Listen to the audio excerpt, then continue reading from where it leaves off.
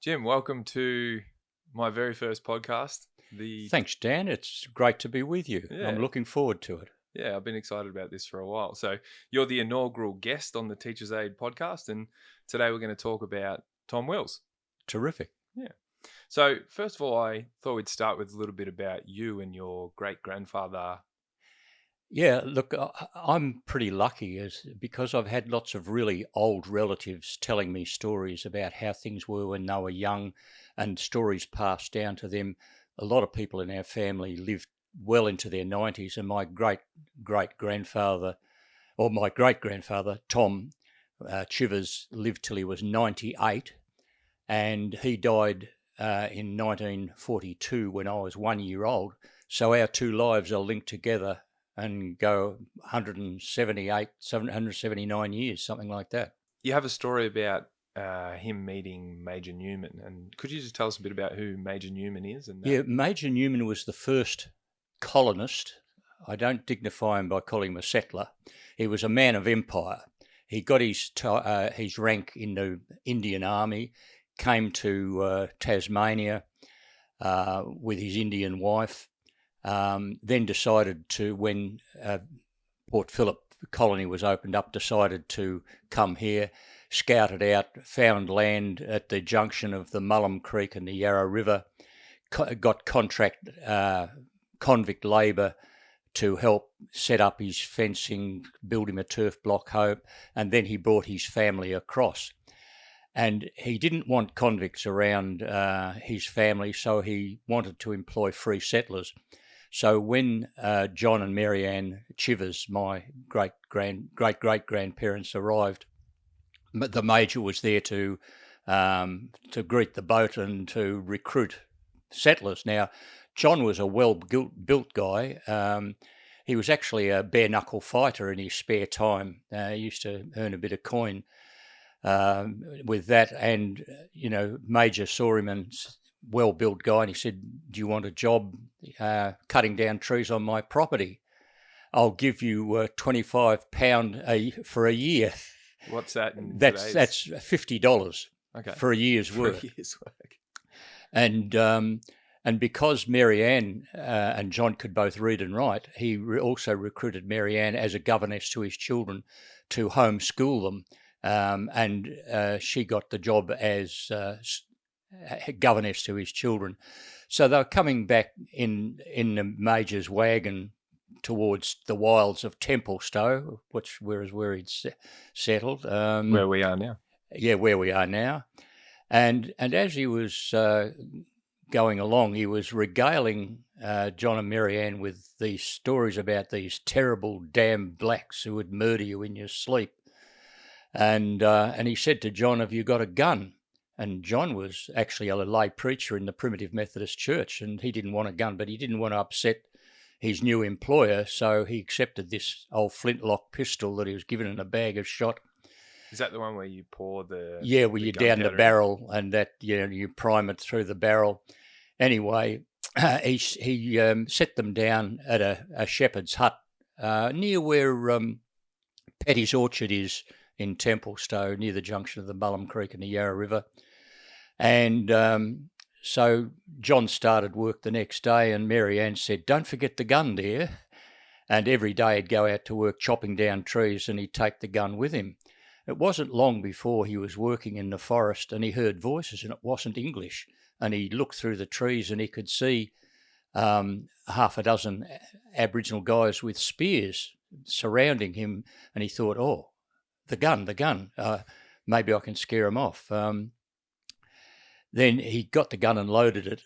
Then he thought to himself, "I can't point this at anybody because if it went off and I killed somebody, I'd never forgive myself." Yeah, the immortal. So he thought, maybe I can scare him off. So he bent his knees and he pointed the gun at the ground, and the Aboriginal guys, started nudging each other, wondering what he was doing. And then he pulled the trigger. There was an explosion of sound and smoke, and all the Aboriginal guys fell round laughing. And one guy came up and was wiping away tears of laughter and patted him on the back and said that it looked and sounded like the greatest fart in human history. Those old pistols probably blew a lot of smoke too. Well, yeah. That's right, yeah. And so John realised that they weren't meaning him any harm, not like the Major had tried to tell him. So he sort of, and Aboriginal people are very clever linguists. They pick up other languages very quickly, and they could speak English. And John, sort of said, "Do you want to come back to my place for a cup of tea?" Yeah. And they said, "Beauty, love a cup of tea." And Marianne must have nearly fainted when her husband emerged from the forest at the head of half a dozen armed natives. But he said, "No, don't worry, dear, they've just come for a cup of tea." So she boiled the billy and they all sat around on logs and all that, and she brought out her fine china and poured them all a cup of tea, and then took round the bowl of sugar and said, "How many?" And each one of them went, "5." 5 sugars. And when I tell that story to Aboriginal people, they know it's true because they've all got a sweet tooth. Yeah. So after that, John started establishing very close friendships, and Aboriginal people would come round and swap him a possum or a bandicoot for some butter or sugar. Yep. And John was one of only 2 local settlers who learnt the local Woiwurrung language. And the other one was Jimmy Dawson, who was, an iconic local figure, which we'll talk about at some other time. Soon, yeah. But anyway, so it's a window to other cultures when you can speak a language. And so they started telling John things and raising questions with John that they wouldn't normally do, because he was interested enough to learn their language. Yeah. I think I got it wrong before. It wasn't Tom that was your great-grandfather. Tom was John's son. Is that right? John was Tom's father. John was Tom's father, yeah. Yeah. So your great-grandfather's name was John Chivers, and his sons were Tom and... Willie. That's Willie, exactly right.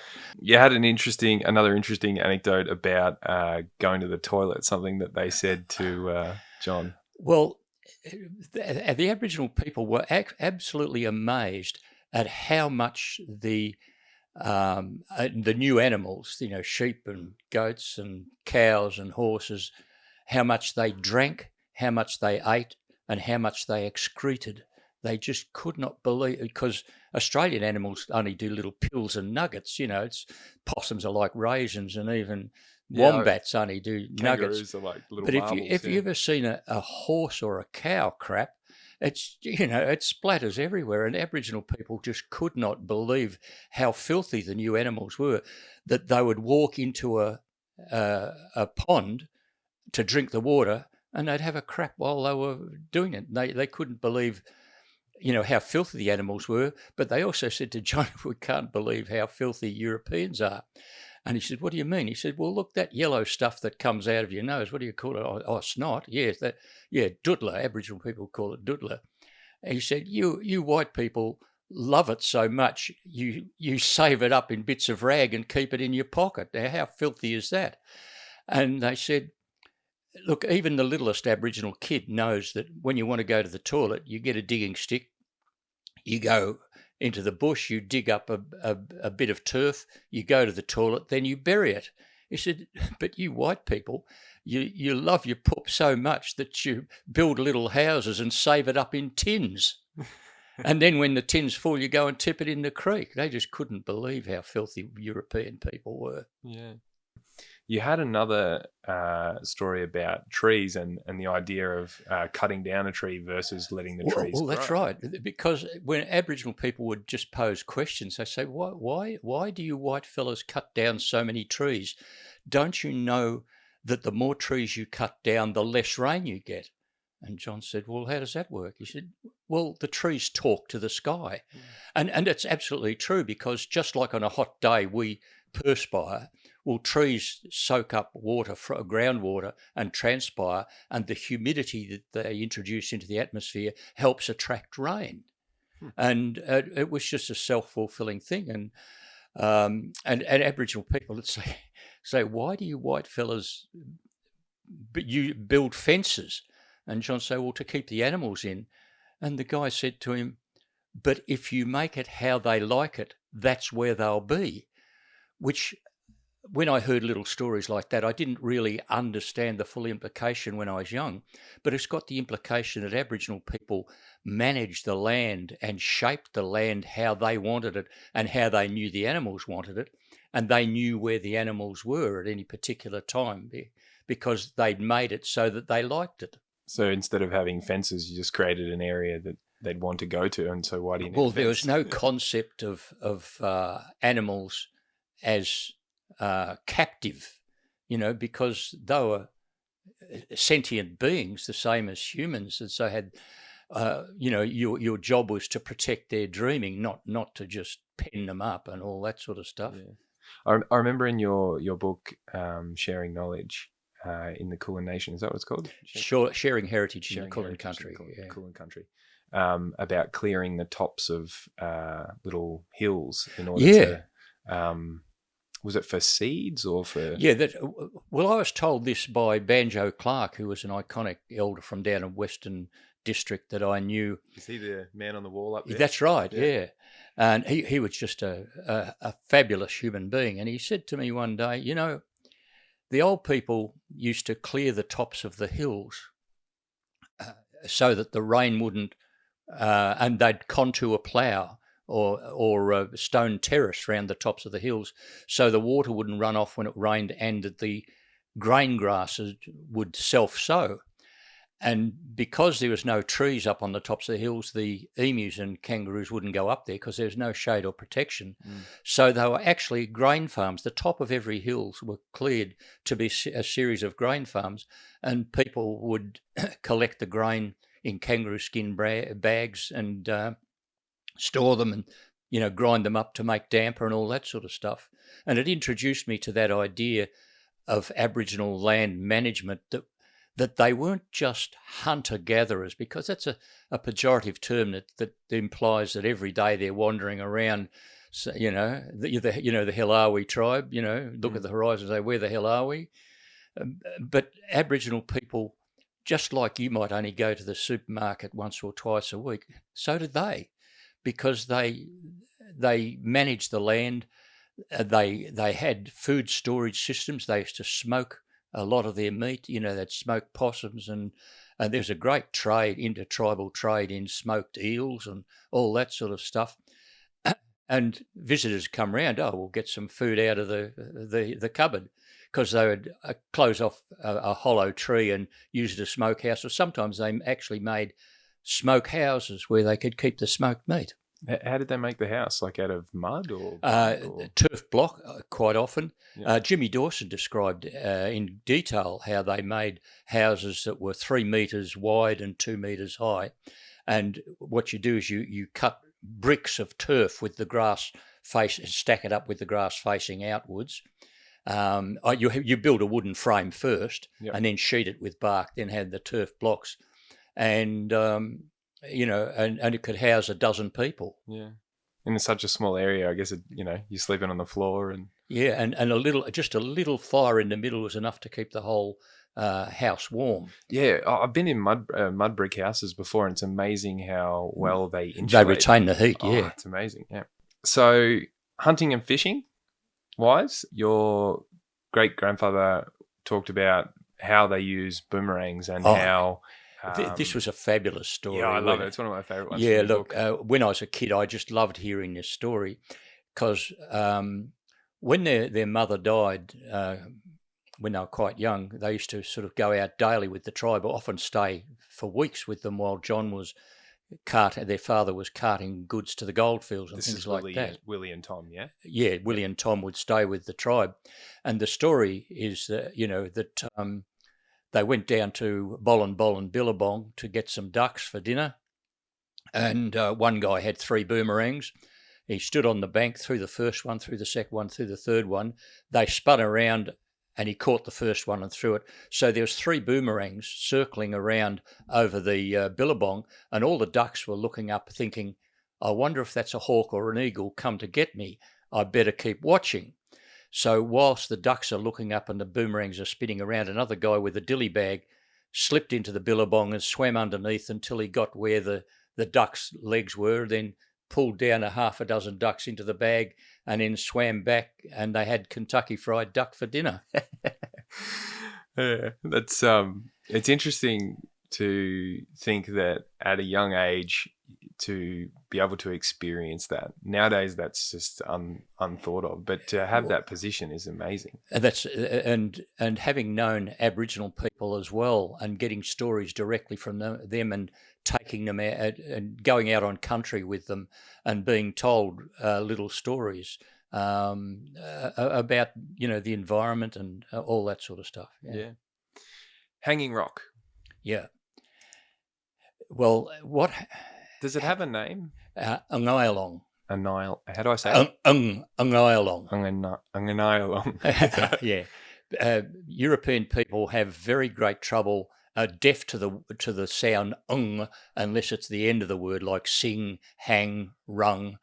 But so you've got to start. A lot of Aboriginal words start with the word and Blandowski, the German anthropologist, he was the first European person to see what he called Mount Diogenes, and but it was Hanging Rock, and he recorded the name as Angayalong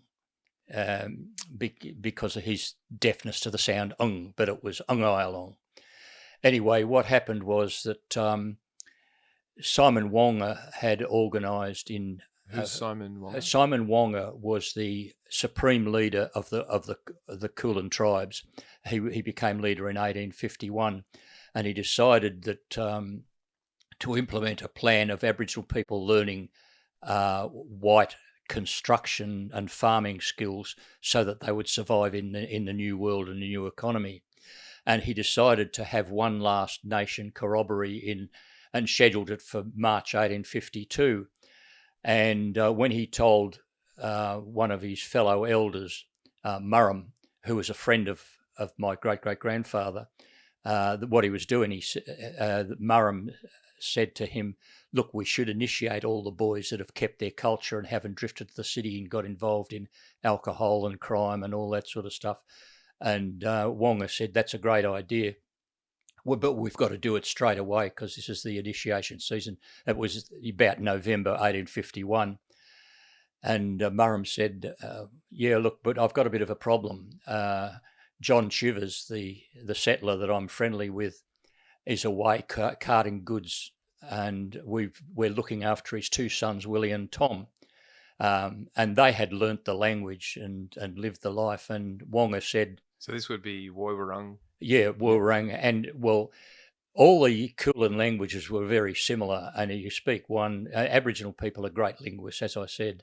And so if you can speak Woiwurrung, which is the Melbourne Yarra River area language, then you can also speak. You can make yourself understood. The north side of the river is Woiwurrung? No, it's both the Yarra River, the Werribee River, the Maribyrnong River, and the Dandenong Valley. Right. That was all the Woiwurrung language.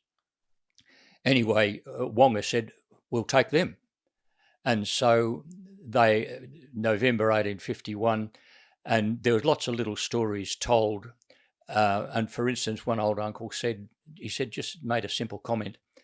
They sang all the way when they went to Hanging Rock. Just be careful, your hands getting close to the mic there, Jim. Oh, good. And what was implied by that is that, of course, Aboriginal people follow travel routes which are called songlines, and they're called songlines because they code the directions of travel. Into the song. It's really, like the GPS on your car. Yeah, this is really interesting, this concept. Do you want to just give us a quick little bit about what a songline is and what it means? Yeah, well, a songline is a travel route. It can also have a creation story attached to it. But what happened when settlers first came to Melbourne, they just got in their carts and on their horses and followed the Aboriginal travel routes, which they often thought were just natural trails, and they just followed all out. Now, Melbourne was designed on a mile square, north, south, east, west roads. But if you think from an aerial point of view, you've then got a whole lot of roads that snake out of Melbourne: Geelong Road, Ballarat Road, Calder Freeway, Sydney Road, Plenty Road, Heidelberg We've Road. got Wurundjeri Way as well. Yeah. So and Dandenong Road. Oh, And, sorry, you mean the big roads heading out? and and Nepean Highway. All these major roads, and then they became cart tracks. They became gravelled and they became bitumenised. So the major road system, the arterial road system that we have in Melbourne today, is a graphic representation of the traditional Aboriginal travel routes, the song lines. So I said to one Aboriginal at one time about Tom and Willie being taken to Hanging Rock and singing all the way.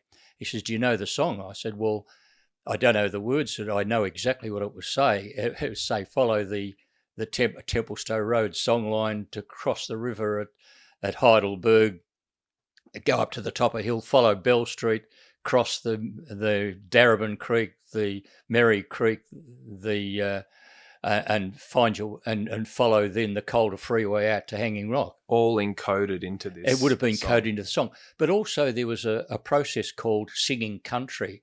That because you can't keep singing for mile after mile, as your GPS will say, travel for the next 5 kilometres. Well, so what Aboriginal people were obliged to do was to sing in praise of the country they're travelling through, the birds swooping, the animals grazing. So, and this what my old uncle was telling me, that they were always singing, Aboriginal people, when they travelled through country, because they had to sing in praise of country as well as remember and recite the directions of travel that they had to. So songlines are still with us today, and they're easy to tell quite often. If you are on a road and you can see for miles each side of the road, that means it's following a ridge line, and that means it's almost a dead set certainty that it was an Aboriginal songline. Now, along these song lines, there's obviously places along the way that are sort of markers for that, and you talk about the marker trees or the scar trees. Could you tell us a little bit about those? Yeah, sure. Aboriginal people used scar trees as landmarks. And they also there's lots of different types of say marker trees. Sometimes they would tie branches of a young sapling together, so it would grow with the tree would grow with a big circle in the branches. Sometimes then cutting the bark off a canoe tree. Also, there's certain trees that grow with a spiral grain. Now, these are genetic freaks, but Aboriginal people wouldn't allow spiral trees to grow anywhere but on songlines. So if you're travelling along a road and you see a tree with the bark and it's obviously twisted round, the grain of the tree is twisted, well, that is a spiral marker tree.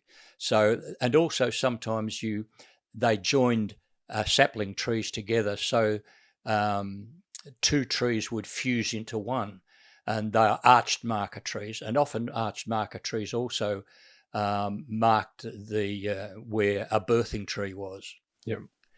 Yeah. So songlines were marked out, and Aboriginal people recorded in song and story, where the directions of travel. So these songline trees or scar trees were not exactly the same, but kind of like street signs. Well, they are. They exactly right. And so, because the directions in the song would be, turn left at the rocky outcrop, follow on to the scarred tree, find the river crossing, go to the top of the hill, all those sorts of things. As I said, it's like the GPS in your car. Yeah. So, because I remember when I was in school, we got taught about scar trees and just that they were made for canoes, that they'd cut a section out of the tree just, to make it, not a canoe, like a little raft kind of thing. Yeah, that's right. Yeah, but they have a completely different meaning. Well, and it's interesting, when Tom and Willie were growing up, they were allowed to go as far to the west of their hut as they liked, but they weren't allowed to go past the scar tree to the east. and the reason for that was because that was near the Major's hut, and John didn't want Tom and Willie being shot at by the Major. Yeah, I remember you telling by me mistake. that story where they didn't the Indigenous mob in that area try and assassinate Major Newman at one stage. Yeah. Well, what happened was that John was in his hut. He got up early one morning to light the breakfast fire. It was greying dawn, and half a dozen guys were going past, all painted up. And he said, "Oh, what's up?" And they said, "Oh, we're going to kill the Major." Apparently, he'd shot somebody the day before who got too close or something. Yep. And John said to him, "Well, do you want to have breakfast first?" They said, "No, we'll go and kill the Major, then we'll come back and have breakfast." So the Major's wife was also up lighting the breakfast fire, and she saw that there was too many of them and they meant business.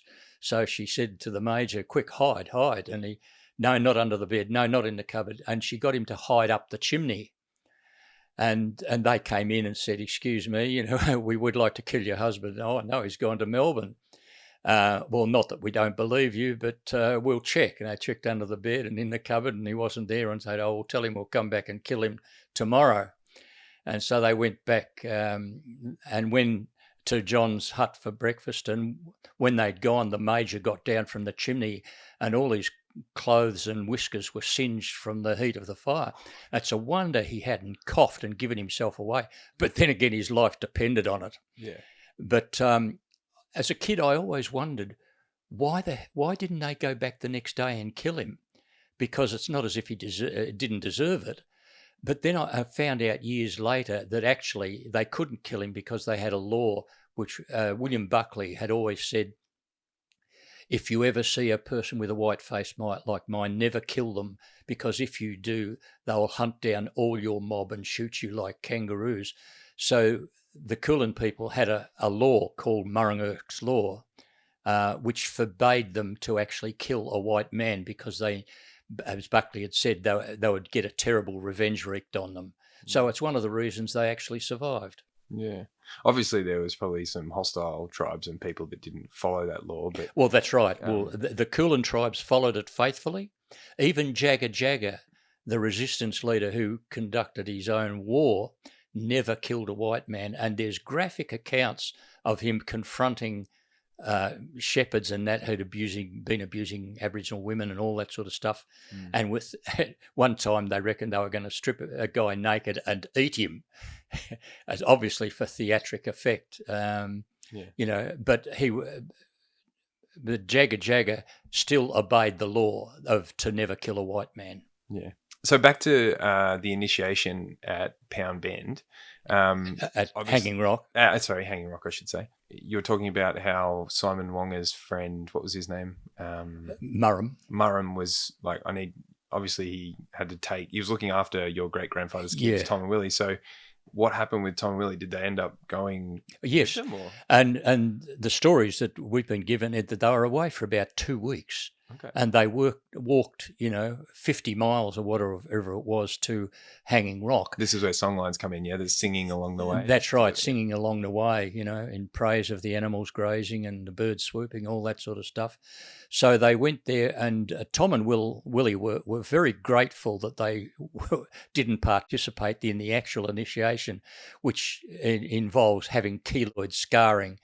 But one of the things... What's keloid scarring? Well, what you do is you cut the skin with a sharp reed knife or mussel shell, and you rub fat and ash into it so that the scar swells and turns gives it that white. That bubble. Yeah, raised. Yeah. Yep. So keloid scarring was very decorative, and William Barrack, when a small girl saw him without a shirt when he was an old man, she saw his keloid scars and said, "Oh, that must have hurt." And he said, "No, I was a man."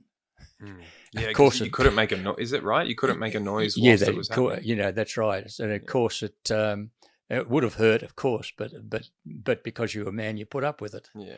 That's right. So Tom and Willie were but in the initiation ceremonies, you're taught the adult dances and things like that.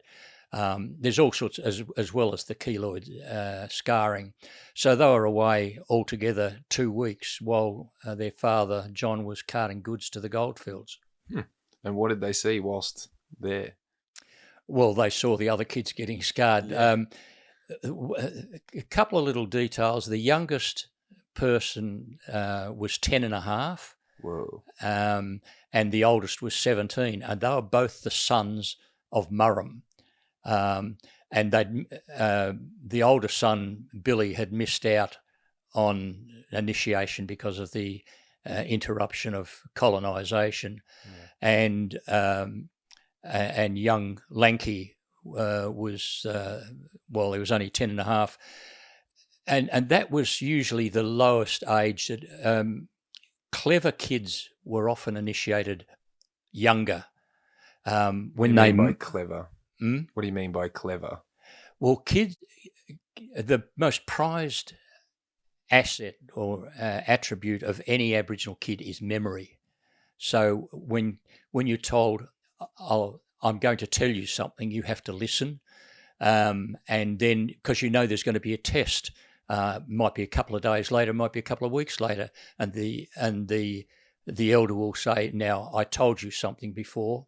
What was it?" Now, if you don't remember, they'll say, "Oh, I'll tell you again." Aboriginal kids are never told, "No, you're wrong," or anything like that. It's just, "I'll show you again," and they keep showing till the child masters it. Now, when a kid is very quick at picking up things, they get special attention. And also, Aboriginal kids are guided into what they do according to their best abilities. They say, "Oh, this kid's really good at art or dance or astronomy, is really interested in astronomy." Hunting. So they make sure that these kids are apprenticed to elders with expertise, the knowledge keepers. And so they have a number of kids who are given private tuition by the elders. And this is both men and women. And so it's a very selective way. Kids aren't educated in year cohorts. All 10-year-olds in one class, 11-year, that sort of stuff. The factory method. That's right. You would have 10-year-old kids and 14-year-old kids in the same class if they were the same ability, at the same stage of learning.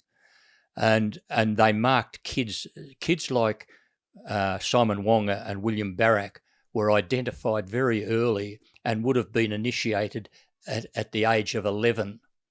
And it's often said by people, "Oh, William Barrack didn't get initiated because of the impact of colonisation, and he was initiated when he was 16. No, that was not so. He was initiated at the age of 11, probably at Hanging Rock, at Ngayalong. And the ceremony that he was subject to when he was 16 was apprentice eldership. And it's about the same age that kids start, say, to tertiary education, go to university, 17, 18. So at that age, kids, the only kids that go into tertiary education are those that are destined to be elders. And they're given the actual title, which means trainee elder, and they're given status, and they, an apprentice to knowledge keepers. It's a system of professors rather than a bureaucratic system. Yeah. So Simon Wonga runs the last initiation at Hanging Rock. Tom and Willie head up for that. Then they come back, and I know there was the last corroboree Simon Wonga ran was in Pound Bend, which is that's right, just around the corner from here, which the Europeans dug the tunnel straight through the. Yeah. It's a nice place up there. And you know who was that dug the tunnel? No. It was Dame Nellie Melba's father. Oh, really? Yeah. Okay. Dame Nellie Melba was. Is it Melly? And Helen. Yeah. Her name will come to me. Yeah. She's on the. Is she on the $100 note? Is that? Yeah, I think so. Her? Something like, yeah, that's right. It's one of the. Yeah. Mitchell, Helen Mitchell. Helen Mitchell. That's right. Yeah. So Pound Bend becomes the last place. Did Willie and Tom or even John go to that as well? Yes, they were invited to go along and to watch the game. What happens in Aboriginal corroborees?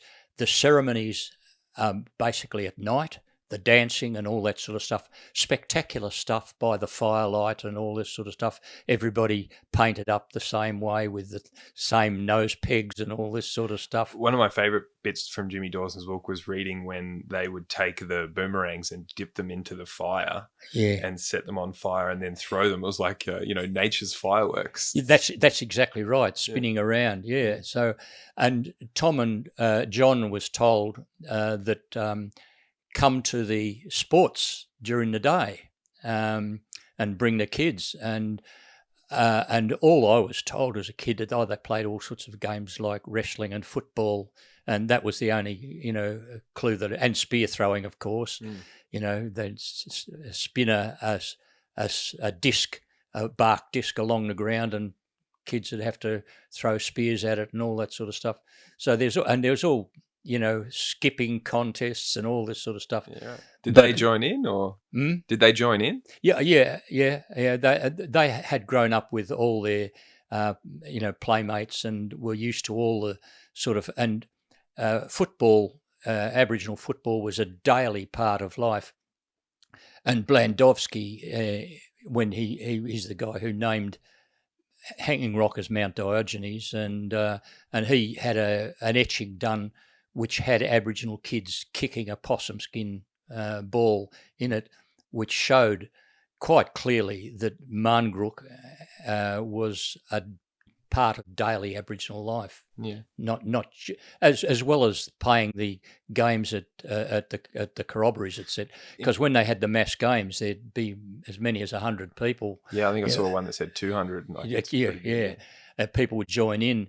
And unlike it was a cooperative game as well as a competitive game. You had to be on an opponent that was the same height and weight and gender as you, and you had to help them as well as compete against them. And the object was to keep the ball in the air, to kick it high, and to keep it off the ground. So there was no tackling, smothering, standing on the mark or anything like that. You had to have free ability to grab the ball and kick it in the air and just keep playing. I think in Blandowski, is that how I say his name? Blandowski, yeah. Blandowski, in the image, I think he quotes it underneath as playing a game of ball, but also the version that they're playing looks a little bit like kick to kick or markers up. That's exactly right. And the kids' games that Tom and Willie obviously played when they were young were it's called biddy. Is the kids all get in a circle. One kid comes into the centre, kicks the ball straight up. Everybody rushes in, tries to mark the ball. Must have been massive, like crash. Yeah. And the other, Pando, is like kick to kick. You have kids at each end and you just keep kicking it and marking the ball and, kicking it between each other. So the kids' games had the basic fundamental skills of Marngrook. Yeah. So I've also got a note here when we were speaking earlier about your Willie would be, what would he be, like your great uncle? Great uncle. Great uncle, yeah. You've said that Willie went a bit native. Yeah. What does that mean? That was a story in the family because Willie, he never married, but he spoke the language fluently, as did Tom, and he worked for Tom. Tom gave him room and board, and whatnot. But Willie refused to work after midday. He says, "No, you don't work after midday." I don't know where he had any fools and horses, but the explanation was that Aboriginal people got any work done early. They might have to do their bit of supermarket shopping in the morning or whatever, but as soon as midday comes, you then the job is then to educate kids, to do cultural activities, woodwork, or artifact making, all that sort of stuff. You never worked in the afternoon, and Willie insisted on adopting that protocol his whole life. Yep. And he lived till he was 80 odd. Yep. I like that because it's pretty good because it means that I could finish my job every day at 12 and then you got the rest of the day to have fun. Makes sense. You get half the day for work, half the day for play. Yeah. Well, for educating kids, cultural activities, all that sort of stuff. Yeah. So Is there anything else you'd like to say about your great-grandfather or family or anything like that before we Look, get on to you? No, look, there's just so many stories and snippets that I've been handed. And as I said, I've been very lucky in and also knowing Aboriginal people. And Aboriginal people only tell you things when you deserve to know. What do you mean? Well, I was talking to a tribal guy, Donald Murrawilli, who was from Yirrkala in the Northern Territory, about 40 years ago, and he was staying at my place. I had him come down to help organise a culture group of Aboriginal kids to do cultural programs with the schools and whatnot. Mm. And I was talking to Donald, and I was talking about the kinship, then the totem system, and I said it seemed to me blah, blah, blah. And he looked at me very surprised and said, "How do you know that?" And I said, "Well, because of what's been handed down my family and what I figured out." And he sort of looked around and to make sure nobody was listening. He said, "Well, seeing you know that, I can tell you some more." And he confirmed a lot of the stuff, that normal people don't get to learn about. And I've never seen any anthropologist give any coherent description of the skin group system for him. We're going to get to that because that's a really interesting one, and the way you've drawn it up. Yeah. Career-wise, yeah. What did you do? First job? Well, my first job was as a clerk in the public service. I didn't know. I had no idea of any vocation. They said I should be a bookkeeper or something like that. No, I wasn't interested in that at all. And when I'd been working for about 6 years, I took a psychology test. I thought I've got to, because I was a married man now with a family, and they said, "Oh, you should be a social worker because your main interest is people." What was this where did you get this psychology test from? Well, I applied for a job, and they said I was a right away certainty to get the job, but then I didn't get it. And I said to the person, "Why didn't I get it?" And I said, "Oh, your interest patterns were opposite to what your nominal abilities were." They reckoned I was a mathematical genius, and I failed arithmetic every year at school. And I said, "Well, what should I do?" They said, "You should be a social worker." I said, "What's a social worker?" Yeah. And they said, "Oh, that's somebody who works with people and helps people." And I thought, yeah, okay. So I was in the public service, and I applied to get a job at Tirana Youth Training Centre, which was actually a demotion. And nobody had ever in the history of the public service applied for a demotion. Yeah. And I said, "Well, I'll resign and start again." And so they figured out a way that I could keep my salary and so you didn't have to drop down pay grade? I didn't have to drop down. They gave me increments, and all this sort of stuff. And as soon as I got in the job, I realised that's what I want to do. I knew how to relate. And at Tirana, the youth training centre, there was lots of Aboriginal kids there, and I knew how to relate to Aboriginal kids, and that became a pattern. I then went from Tirana to the probation and parole service, and when they found out that I could get Aboriginal probationers and parolees to report where other people couldn't, they used to send me to the officers which had high Aboriginal populations. And the answer was just so simple. The first thing I'd do is when I came to a new office, I'd go around and find out who the Aboriginal elders were in the community and go around and see them and say, "Well, I'm the new parole officer," and all that sort of stuff. And I'd like you to, spread the word that I'm in town, and and then when Aboriginal people came to report to me, instead of saying, "Right, you've got to report next month," I'd say, "Well, next month has somebody in your family got a birthday?" And they'd say, "Oh, yeah, Auntie Pat's birthday is on the 15th. Say, "Oh, well, when Auntie Pat has her birthday, think I've got to go and see my parole officer." Then I'd make the appointment for 2 weeks later. And nobody ever turned up late. And they couldn't believe it. And quite often because the word spread, oh, the new parole officer's okay, for a white fella, for a gubbar, Yeah. What's a gubba? A gubbar is just a white man. White man. It's a word for ghost, basically. Okay. Although I've heard some linguists say it's a corruption of the word governor, but I'm not sold on that. Sold, yep.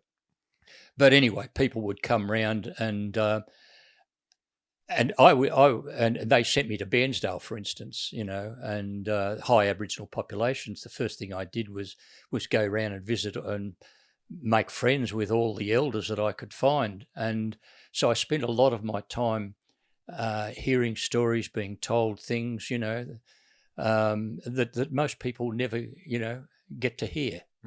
And being shown things on country, getting taken places. I'll take you somewhere. Because like you said before, where any form of kindness or knowledge is rewarded with more knowledge. With more knowledge. I've got something to show you, and as I say, I've been taken places and seen things. I've seen animals that I've never seen listed in any book. Kevin Atkinson showed me a bog-eye lizard, which is a real red-mouthed lizard that's on the fringes of the desert, and I've never seen it listed anywhere. And I've been shown red-tailed black cockatoos, which, were only barely mentioned, but they're called rain cockatoos and they always fly in threes. They always have two adults and a young one, and you only see them when it's going to rain. That's why they're called rain cockatoos. Because black cockatoos are usually yellow, right? They're yellow and black? No. There's some up at Bendigo, they're yellow and black. But you get red and black ones. There's still some I've seen up Mansfield Way, which nobody has said, and my son has seen them too. But they're usually only seen down the Otways now. They're red-crested and red-tailed black cockatoos. They're very rare. You obviously, so you're a social worker, probation officer. School-wise, I know you have a degree from Monash University. Yeah, I've got 5 degrees. You're 5 degrees. Well, not to list them off like you're anything special. No, but, I was a very poor student.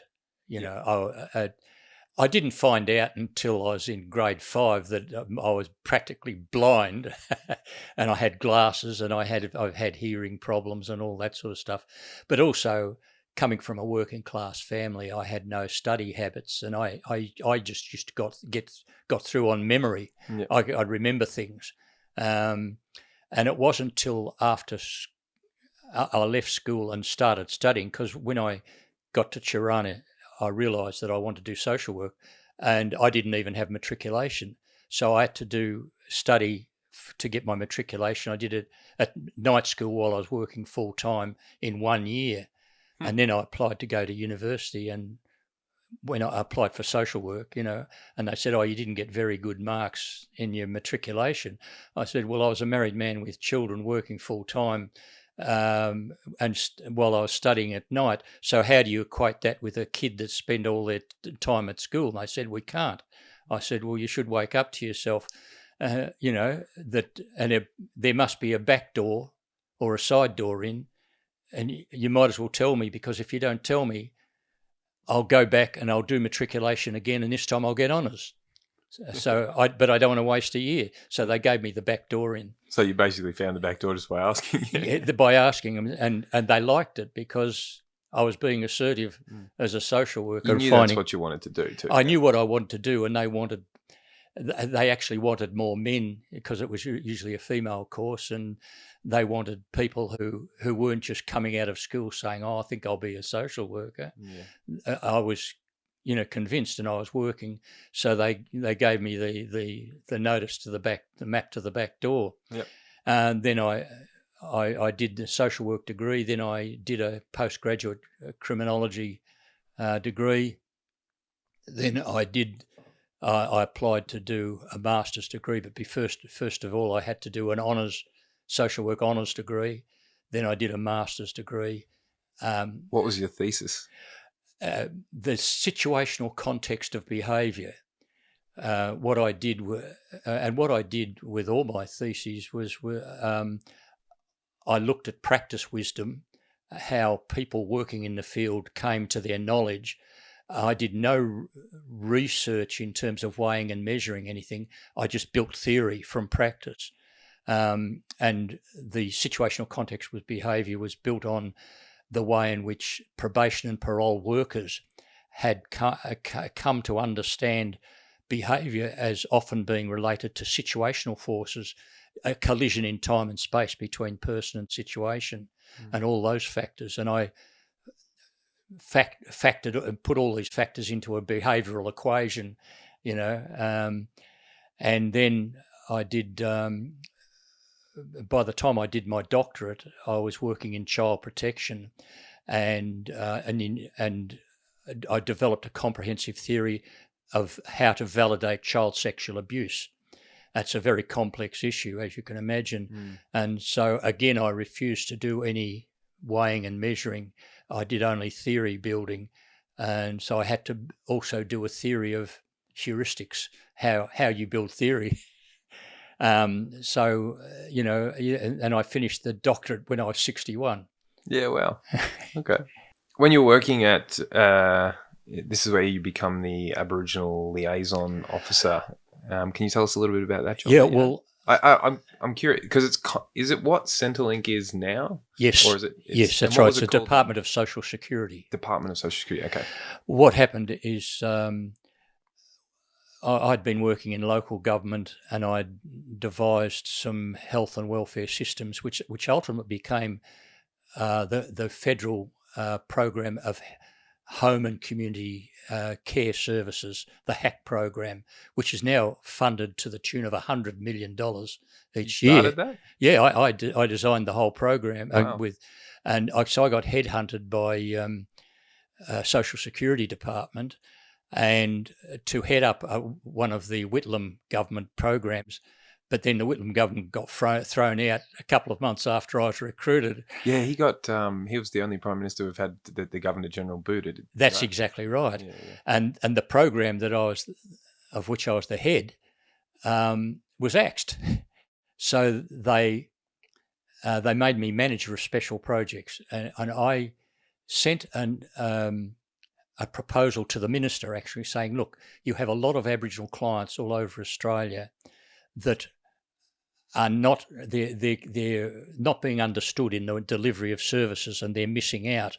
And we should have a system of employing Aboriginal liaison officers to deliver services in culturally sensitive ways to Aboriginal clients. And the minister immediately corresponded back with the Victorian office and said, I like this idea. I want you to start a pilot program with this guy in charge. So all of a sudden I was freed up to be the head of to set up the Aboriginal Liaison Service in the Department of Social Security, now Centrelink. So the first thing I did was called in all the elders I knew from the Aboriginal community and saying, this is what the department wants me to do to set up this program. What should be the parameters? What should be the guiding philosophies of the program? And I had a pretty fair idea already what I wanted. You're taking the same principle that you took when you had your previous job. That's right. Go and ask the elders. Yeah. And so I knew the elders that I wanted as well. And the first thing I did, was say, right, we're going to recruit people with skills and expertise in Aboriginal culture and community, and people who know the networks, all that sort of stuff. And they said, oh, you mean you want to have Aboriginal people as identified positions? No. I said, I'm not going to have any racially based identification. It's going to be based totally on your cultural skills, that you have to know the Aboriginal community, know the kinship networks and all that. Now, probably only Aboriginal people will know this stuff, but I'm not going to have racially based, because what if somebody is married to, an Aboriginal person is married to somebody that's got the Aboriginal children and has been 30 years in the Aboriginal community, but they're not Aboriginal. And I'm not going to deny those people the opportunity to work, but it so happened that all the Aboriginal people, all the people we selected were Aboriginal anyway. Yep. but they had to have cultural knowledge. That was the main thing. And I said to the public service, now we're going to select these people. We're going to set up a selection panel, and I'm going to have an Aboriginal representative from the community on the panel. They said, that's never been done before. I said, well, it's going to be done this time. Because they said, no, we don't do it that way. I said, yes, we do. And so I had Reg Blow, who's a close friend of mine, on the selection panel, and it was terrific. That it was the first time that anybody from not in the public service sat on a selection panel. Wow. And one of the first people we interviewed for the job was Gary Murray. And at the end of the interview, we said, now, have you got any questions? And he said, sure. And he pulled out a notebook and started asking questions. Yeah. And the first questions he asked, he said, how long are you going to stay in this job before you hand it over to an Aboriginal person? I said, 3 years. I'd already 5 sugars. 3 years, And I was true to my word too. I trained up an Aboriginal person to take over after me, and and then transferred to do other stuff. So it was really good, and it's funny. After Gary Murray had asked all these questions, the guy from Human Resources said, "Oh well, we won't be selecting him." And Reg Blow and I said, "Yes, we will," because we wanted somebody who would challenge the system, not somebody who would just fall in line. And so the bureaucrat was looking for somebody who was bureaucratically manageable. We were looking for somebody who was not necessarily manageable. Yeah, someone who was worthy of the job too. Exactly right, yeah. And who would stand on their own feet and wouldn't be frightened by the system. And the fact that he pulled out a whole list of questions that he wanted to answer was terrific, and that's what won him the job straight away. Yeah, well, as a teacher, if I taught a whole class and then no one said anything after I'd set the task, I'd be like, oh, okay, no one has a question. I must have done a really good job. But the kids that are really great students when they come up with about 6 or 7 questions. And that's what I always say to people: ask questions, and there is no such thing as a dumb question. No, because you always learn something, even if it is a question. Yeah, because you learn what's going on in that person's head. And it might seem on the surface to be a dumb question, but that means you didn't communicate as well as you could have, to the principles or whatnot that you were hoping to espouse. Yeah. All right, so I'm going to fast forward us now to 1982, and Jimmy Dawson's book, Australian Aborigines, is in reprint. You got a copy of this? I did, and immediately I knew something about Jimmy Dawson because he had settled at Warrandyte the same year that my great grandfather John Chivers had settled, and they were contemporaries, and they were the only 2 men that I knew of, or 2 people that I knew of in that area on the Yarra that had learnt the local Aboriginal language. So they had in common, and so I knew something of Jimmy Dawson. And when I read, his book, it was just so full of all the sort of stuff that I'd been told as a kid. And he's a hero of mine, and one of the reasons, not just because he's had involvement with the Aboriginal community, but we're also born on the same day. Oh, really? Okay. Yeah, the 5th of July. But, 150 years apart or something. Yeah. Yeah. So you read the book, you go through it, you start making connections with family history, and then you write a newspaper article I think I've got it here, in the Herald on Saturday, the 2nd of July, 1983, a year later. It's called The Origins of Aussie Rules. Tell us about that. Well, when I was going through the Jimmy Dawson book, there was a description of Aboriginal football, and I thought to myself, I know about this. And so I read his account of it, and embedded in his account of it was a description of the skin group rules as well, which had been changed because of the smallpox plague and all that sort of stuff. They'd have because of depopulation. But anyway, it had a lot of cultural information embedded in the rules of the game. You mean quail against snake? Yeah, that's exactly right. Yeah. And so I thought, people should know about this, you know. Then I thought, if I write an academic article, it gets read by 0.01% of the population, if that, you know. And I mean, my theses are just gathering dust on the shelf, and all academic theses gather dust. Very rarely do they contribute in any really big way.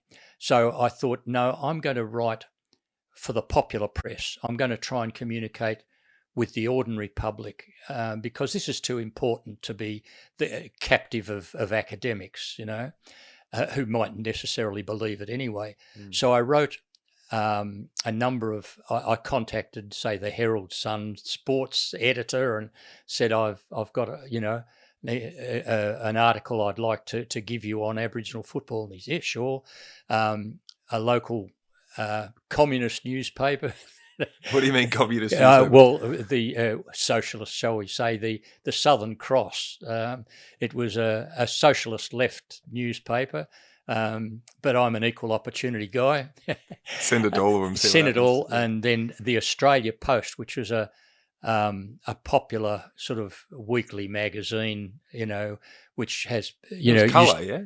Yeah, that's right, and it had pictures of having, always had pictures of girls in bikinis and things like that. Front, I remember, that's why I remember it, because I remember in the top shed, as a kid, Grandpa's top shed, he had a whole stack of them. Of Australian Post. That's right. So I wrote it to all these popular presses, and it took off. And then I got invited into the ABC Radio 3AW, you know, and interviewed on radio. And it just got out there and became part of the, you know, the accepted wisdom. But then what happened in 2000 and before we get to that though, after you've written this article, you meet Grant Hansen when he's 19 years old. Well, by this time I had passed the baton on to an Aboriginal person for the Aboriginal liaison unit, but I still used to have strong associations with them. And Grant was one of the people being employed. One of the other things that I did was I insisted that they employ Aboriginal people as direct service providers, as counter officers. I said, you need more black faces, you know, actually meeting the public. And Grant was one of those people that were employed there. But anyway, that was associated with the Aboriginal Liaison Service, because we used to bring people in for conferences to make them feel part of a bigger team and all that sort of stuff. And I met Grant there, and this was just after I'd publicised it, and he was quite excited. Said, this is terrific. And he started talking to his own elders and all that and getting a bit of information. And then he got back to me and said, I'm going to start a radio program on 3CR called the Marngrook Radio Show, and I'd like to interview you to start the program. So I said, yeah, sure, you know. And so Grant interviewed me on radio, and I was on a couple of times, and then a few short years later, he said, I'm actually now starting a TV program, and I'd like you to. And I said, sure. And so I was on 2 or 3 times on the Marngrook footy show, which was a great experience as well. Marngrook footy show was on SBS, was it? Yeah, ABC, SBS, yeah. So I remember you telling me a story about being on that show, and you had Martin Flanagan on there with you, who's obviously a supporter of the Marngrook theory. And you also had the other end of the spectrum, which was, is it Gillian Hibbins? Yes, yeah. And Adam Goods was on the show, and you were talking about Marngrook and its connection to AFL, and she was... Yeah, and Adam said Aboriginal people were made for this. And she turned around and said, that's racist. And, you know, you can't put yourself above other people. And everybody was sort of looking for, you know, furniture to dive under.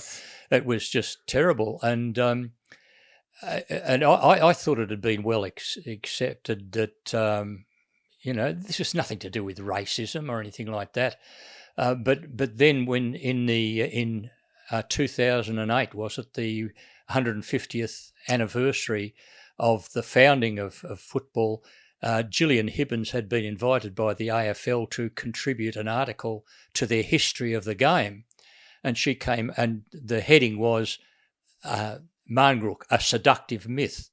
And she said, it's well known that there was no tribal football played where Tom Wills grew up, who was the author of Australian Rules, which was totally wrong anyway. And she said it was well known that if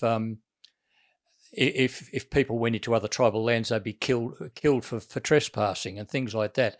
She painted Aboriginal society as xenophobic and vicious, and but it was just, she had everything totally wrong. But the problem was the AFL defended her situation, and it erupted then, because I wrote letters to the papers and that, because I thought it had been well established that Marngrook was from an Aboriginal game. And it erupted into the football history wars. Yes, which you started. You seem to be the inaugural member of everything. You start the probation officer, you start the football history wars, you're the first person on the Marngrook radio show, you're the first guest on the radio. You've got a lot of firsts. It's funny, one of the nicest things ever said to me was by Reg Blow, who was a senior elder in the Aboriginal community. He said, "You know what your problem is, Jimmy?" He said, "You don't live in the present, you live in the future, and you see how things should be. But that means you've got to get better at building bridges so people can join you in the future." And I thought it's the nicest thing anybody's ever said to me. Yeah.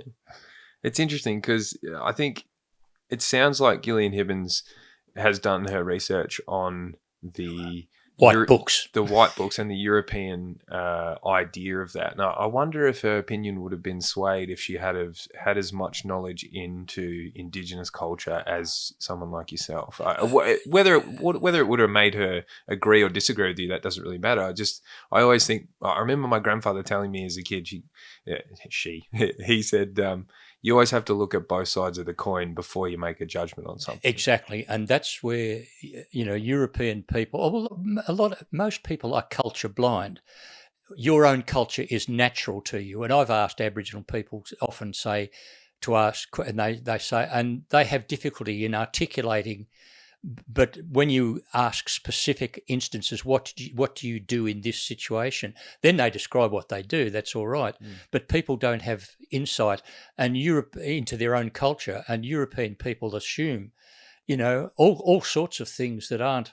And Europeans like to classify things in terms of hierarchy.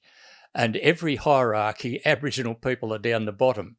And you think of all the pejorative terms: simple, primitive, pagan, nomadic, Stone Age, hunter-gatherers. Everything puts them down, whereas they had a most complex and sophisticated society, and they were extremely clever people, and as I said before, great linguists. Well, how do you live 60,000 years without, Well, there's all various measures, and I've seen estimates of 150,000 years, which is... so surviving, and they had a dynamic culture, a dynamic equilibrium in the way in which they did things, and it wasn't a static culture. They kept adapting the whole time, but their basic systems were so sophisticated. I mean, it was commonly assumed that Aboriginal people didn't believe in God, so they weren't allowed to swear on the Bible to tell the truth in court. But Aboriginal people believed in God, but they didn't feel like explaining it to white people, because white people couldn't grasp the concepts of the dreaming and all that. Barak once said to a Frenchman who asked him about, yes, we believe in God, and he asked what God's name was. He said, Burial. And he said, but we don't talk about him much because as an infinite being, humans can't possibly understand. So therefore you tend to make yourself look like a fool talking about God. Yeah. So how do you explain the unexplainable? Yeah. How do you explain the unexplainable? Well, that's right. They said and their whole idea with that God created the world, left human beings in charge, and that's why drawings of Wandjina, it was one name for God, have eyes but no mouth. God sees everything but says nothing. Yeah. Human beings have been left in charge. Yeah. So you've written the article. You've gone on the Margaret Footy Show. I've got a note here about you talking to elders to gain knowledge from that. And we've talked about Banjo Clark. We've talked about Reg Saunders. But I've got one here, Kevin Atkinson. Oh, yes. And you're telling me a story when you were talking to him about Marngrook, about a couple of kids playing out in the street. Yeah. Well, it was actually at Cumragunja Mission. Where's that? Cumragunja's the other side, the New South Wales side of the river at Echuca. Okay. Yeah. And it was a mission that was set up in the 1860s. What we call Moama now, or yeah. And Kevin, when I explained Aboriginal football to him, he said, "Oh, now it makes sense."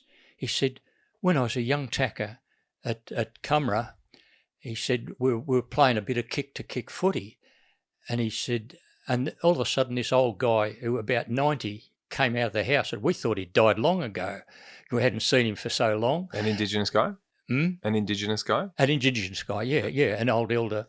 And he said, and he just gave us instructions. He said, now you have to play on this person. You've got to be the same height and size, and the same gender, and you've got to be cousins. This sort of.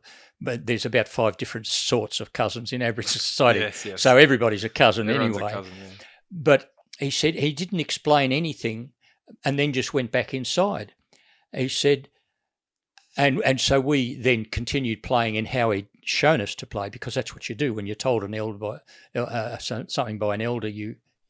Yeah. So he's paired them all up. Yeah. Similar size, similar height, and they're playing kick to kick, but instead of going just back and forth, it's going around. He said, now kick the ball up, and so they just kept, and he didn't realise that, until I told him, 60 years later or whatever it was, that it was Marngrook that he'd taught them to play.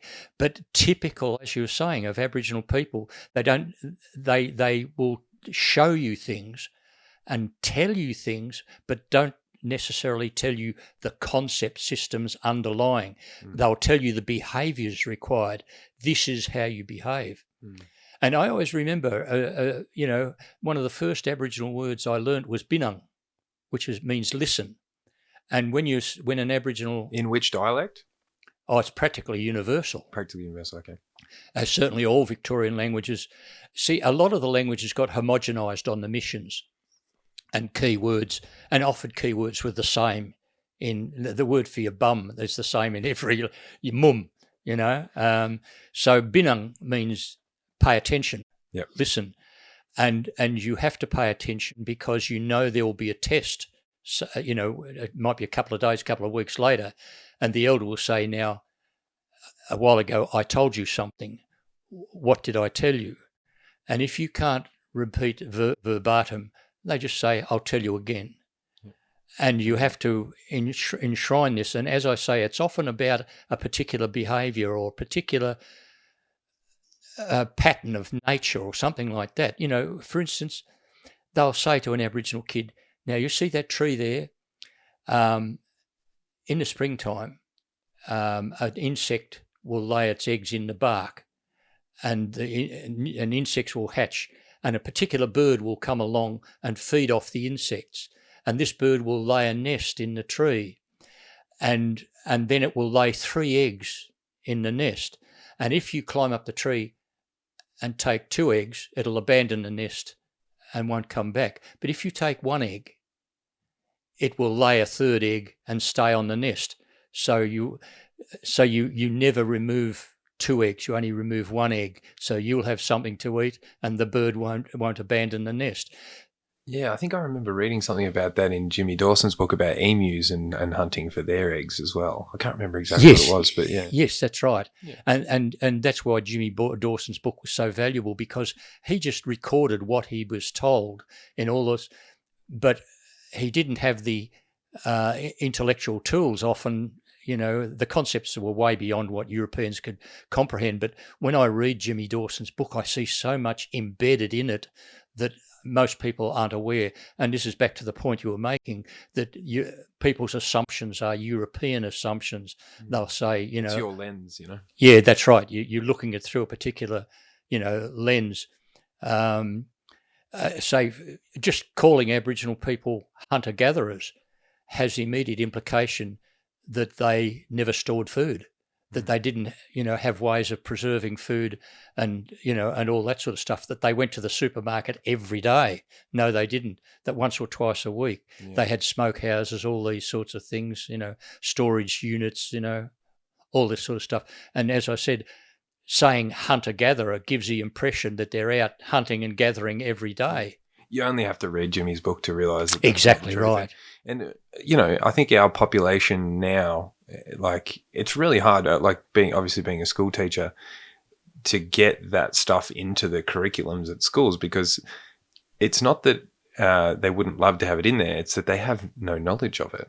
Well, that's right. It's a book written in the 1800s, So the idea of this podcast too is to start bringing people to that there's this political belief that you should only get the information from Aboriginal people. Well, the process of colonisation means that there's been a hell of a lot of knowledge lost, and Aboriginal people have lesser educational outcomes. That's not to say that there's not a lot of Aboriginal people that are real skilled academics and all that, but quite often, I don't know of one Aboriginal anthropologist, and you get Aboriginal people being trained in archaeology, but then again, the European concepts and suppositions are embedded into this stuff that Aboriginal people are being taught. So in very subtle ways, Aboriginal people are being taught to think like white people. And losing their connection to their culture. And as I said earlier, a lot of practical knowledge is still communicated. Aboriginal people take their children out on country, so they still have the love of country, the knowledge of country, but the overarching concept systems, the totem system, all that sort of is so fragmented as to be fairly meaningless. And I'm talking with an Aboriginal group at the moment, and taking them through the skin group system, because they've lost all knowledge of it. But they know some of the totems and all that, but they don't know the system, the cyclical system that's embedded behind it. Yeah. At my old work, our Indigenous programs coordinator, he knew what his totem was. He'd been taught that by his family. But just the random spread of the population, like all the kids that I grew up with in Shepparton, they never mentioned to me anything about a totem or anything like that. No, and it's as I was saying, it's all been fragmented and and diluted, and a lot of this idea. Look, Aboriginal people, when they're put on the missions, they're forced to go onto the missions, they had to go to church at least once a day, if not twice a day. Can you imagine what that must have been like? Like, imagine that now. So some other culture comes in, takes over us, rips off, says we can't speak our own language, and then sends us to a church that we know nothing about. And you know what Aboriginal people called church service? Hallelujah work. What's hallelujah? What do you mean? Well, the more times you yell out hallelujah, the better the rations you got. Oh, okay. So the more you joined in, the more hallelujah, brother. And here's some extra rations. You did hallelujah work. It's a classic. But then you see Aboriginal people, you can't help but pick up. And Aboriginal people like to be very polite and reflect back. They're very good at reflecting back cultural things. So the biggest say, like for instance, a lot of Aboriginal people believe that Bunjil is God. No, William Barrack said that God's name was Burial, but Bunjil is accepted as God's totem, because the early people coming out saying, "Oh, God's almighty, all-seeing, all-powerful, and will punish you for your sins." So eagle is the totem for power, and of course, one of the very first sermon that the Aboriginal protector William Thomas gave was God's all-seeing eye. Now, Aboriginal people would immediately say, who's this God fella? He's got an all-seeing eye. Sounds like Bunjil the eagle to me. Eagle eye, yeah. Yeah, eagle eye, you know. And he said he's all-powerful. Yeah, well, that's He's the top totem of the for food chain. power. Yeah. Now, the other moiety totem, there's two moiety totems, eagle and crow. When you say moiety, what do you mean by moiety? Everything in Aboriginal existence is divided into two halves. Like the world is night, day, man, woman, summer, winter, you know, hot, cold, up, down. The world is two halves made into a whole. This is why Bunjil and Wa. Yeah, that's right, exactly. Which I learned from his book, Yes. Jimmy Durson's book. Wa is Yeah. the crow. Is the crow. The crow. So it's Wa. That's Wa. right, exactly. Which the guy, I forgot his name. The guy on television. I remember my grandpa telling me the story. He was Bert Newton's sidekick. Graham Kennedy. Graham Kennedy got kicked off Australian television for doing the crow call. The crow call. Fuck. Yeah, that's right. Yeah. Sorry, continue. Where were we? We're talking about the moiety and. So the world is divided into two halves, and Aboriginal people, all people belong to one half or the other, which is usually black cockatoo, white cockatoo, or eagle and crow, and everything is in one side or the other, and you're not allowed to hunt or eat any of the animals in your side because they're your spirit cousins. Now, you wouldn't eat your cousins. No, which is it's so funny you say that, because now it jogs my memory. Our Indigenous programs coordinator at work, Robbie Armat, who used to play for Collingwood and Sydney, we had a do at school, and upstairs it was an Indigenous event, like a fundraising event, and they had crocodile. Yeah. And they served crocodile, and I was like, oh, that looks pretty good. You can eat it? He goes, no, not going to touch it. I was like, why? And he goes, it's my totem, mate. Yeah. Well, you're not allowed to eat your totem, and you're not allowed to eat anything from your moiety. Crocodile. I might be wrong. It was something. But anyway, there's lots of exceptions to the rule. You're allowed to eat the left hind leg, a man is not allowed to eat a female possum except for the left hind leg. All these sorts of rules. And I said to a tribal guy once, it seems to me that there's one law that applies universally across the whole world. He says, oh, what's that? I said, you have to eat what your mother puts in front of you. He said, yes. You can't. If your mother serves up, you can't say, "Wait a minute, this is the right hind leg." Yeah. No, you've got to eat whatever your mother puts in front of you. Yeah. And it was interesting, Kevin Atkinson. Going back to him, I was telling him about that moiety division between, and he said, "Oh, now it makes sense." He said when he was a little tacker, again when he was about 8 or 9, he was on the banks of the Goulburn River with an old uncle, and he got a bite, and as the fish broke the water, he saw it was a black perch. He said, oh, beauty. And the uncle leaned across and cut the line and said, you can't eat that fella. And so Kevin said, and I never knew why, but I never did eat black perch, but it was because you can't eat any animal that belongs.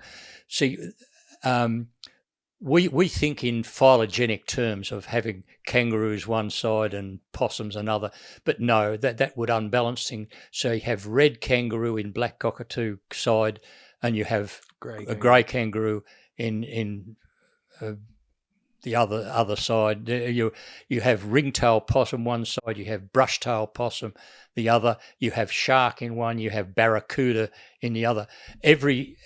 All the species are split up so that they're balanced out, and Aboriginal people didn't have phylogenetic names for, you didn't have a class of animals, a class of fish. Every animal had a separate name and a separate relationship across, and it was all to do with preserving all the species. And if an animal was rare, so if half the people are on one side and those animals they can't eat them, then only half the population is eating that animal. Yeah. And so every animal is protected, and if an animal is in short supply, you make it your family totem or your tribe totem. Nobody can hunt this fella. Did anyone eat bunjil? Well, yes. Bunjil, they were allowed to eat bunjil, yes, okay. Not a problem. yeah, as I say, there's lots of clever rules, and as to the way, and there's a difference between a totem representative animal and an eating animal, Okay. and I rather think that, for instance, that you could eat crow, and I think they called wah when they're edible, or wagara, if they're not. But look, I'm not sure on all this sort of stuff. The sophistication of the totem system, is way beyond me. Yeah. It was a way of preserving all knowledge, unifying all knowledge, and preserving all species. But it's embedded in football. Yeah, that's right. And it's embedded in football. Yeah, Yeah, it's crazy. Yeah. So if you were a black cockatoo, you played on one team. If you were a white cockatoo, you played on the other. That's right. Yeah.